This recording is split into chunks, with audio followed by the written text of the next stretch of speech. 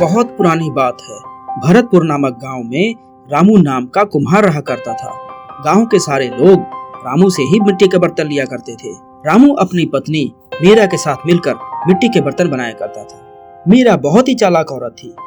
वो रामू का काम बढ़ाने के लिए कोई न कोई तरकीब लगाती रहती थी। एक बार की बात है, रामू अपनी पत्नी मीरा से कुछ बात कर रहा था। अरे मीरा, दिवाली आ रही है, हमें अब ज्यादा मेहनत करनी पड़ेगी। गांव वालों के लिए हमें बहुत सारे दिए और बर्तन बनाने हैं। जी हाँ, आप सही तो कह रहे हैं। एक दिवाली का ही तो मौका आता है जिसमें हम 4 पैसे कमा सकते हैं, नहीं तो पूरा साल हमारा ऐसे ही निकल जाता है। तुम बिल्कुल ठीक कह रही हो मीरा। हम आज ही बाजार जाकर चिकनी मिट्टी का ऑर्डर दे आएंगे। चिकनी मिट्टी आने में भी तो समय लगेगा और बर्तन बनाने में तो खैर समय लगता ही है।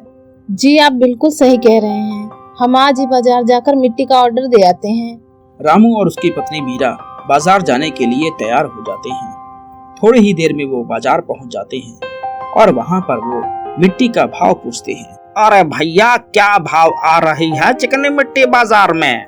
50 रुपए किलो है भैया। अरे भाई, ये तुम कैसी बात कर रहे हो? चिकनी मिट्टी का तो हमारा खानदानी कारोबार है और चिकनी मिट्टी इतनी महंगी कब से हो गई? हम तो शुरुआत से ही 10 रुपया किलो खरीदते आए हैं। अरे भैया, अब वो जमाना गया, तुम्हें नहीं पता? कोरोना की वजह से सभी कारोबार बिल्कुल ठप हो गए हैं। इसी वजह से मिट्टी का भाव बहुत बढ़ गया है। हमें तो पीछे से 45 रुपया किलो मिलती है। अब हम क्या करें, बताओ? रामू दुकानदार की बात सुनकर बहुत परेशान हो जाता है। वो अपनी पत्नी मीरा से कहता है, अरे मीरा, चिकनी मिट्टी के भाव तो बहुत बढ़ गए हैं। इसमें हम क्या कमाएंगे और क्या खाएंगे? मुझे तो लगता है इस बार की दिवाली शुभ नहीं है। अरे आप ऐसी बात न करें। हम हर बार की तरह इस बार भी अपनी दिवाली शुभ ही मनाएंगे। आप चिंता न करें। रामू और उसकी पत्नी मीरा चिकनी मिट्टी का ऑर्डर दिए बिना ही बाजार से घर वापस आ जाते हैं। घर वापस आकर मीरा सोचने लगती है कि वो ऐसा क्या करे कि चिकनी मिट्टी उसे सस्ते दामों में मिल जाए या फिर फ्री में मिल जाए। मैं ऐसा क्या करूं कि हमें मिट्टी भी सस्ती मिल जाए और हमारा कारोबार भी हर बार की तरह अच्छा। तभी मीरा को एक आइडिया आता है। तेरे भी क्या कहने मीरा, तूने तो हर बार की तरह इस बार भी इस परेशानी का हल निकाल ही लिया।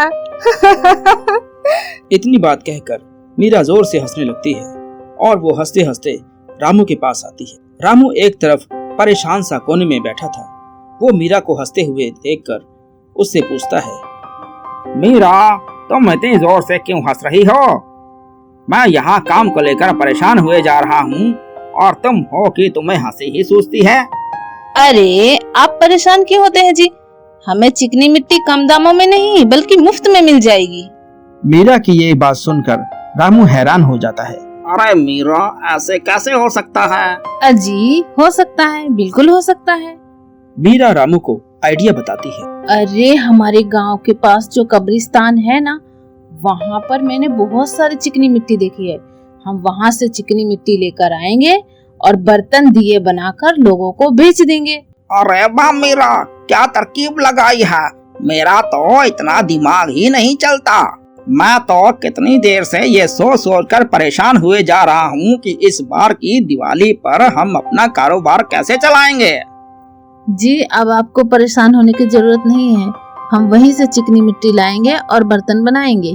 अगली रात मीरा और उसका पति रामू मीरा के बताए हुए आइडिया के अनुसार अपना रिक्शा कब्रिस्तान की तरफ ले जाते हैं। कब्रिस्तान के बाहर पहुंचकर रामू देखता है कि वहां बहुत ही अंधेरा और शांति है और साथ ही साथ वहां का वातावरण बहुत ही डरावना लग रहा था। मीरा, मैं कहता हूँ हम घर चलते हैं। मुझे तो बहुत डर लग रहा है। अरे कुछ नहीं होगा जी, आप बेफालतू में डर रहे हो। देखो मीरा, मुझे तो बहुत डर लग रहा है। ऐसा ना हो कि हम लालच के चक्कर में फंस जाएं और हमें लेने के देने पड़ जाएं। अरे ऐसा कुछ नहीं होगा, मेरा विश्वास रखिए।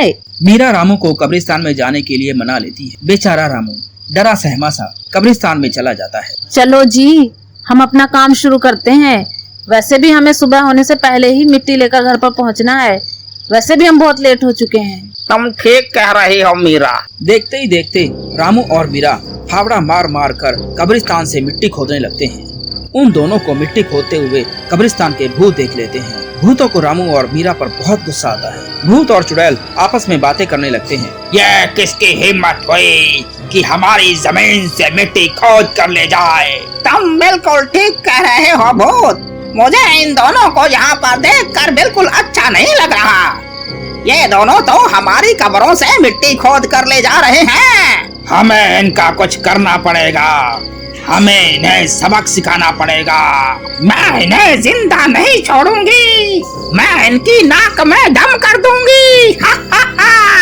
देखते ही देखते मीरा और रामू रिक्शा भरकर कब्र से मिट्टी निकाल लेते हैं। लो जी, मिल गई हमें मिट्टी, वो भी बिल्कुल फ्री में।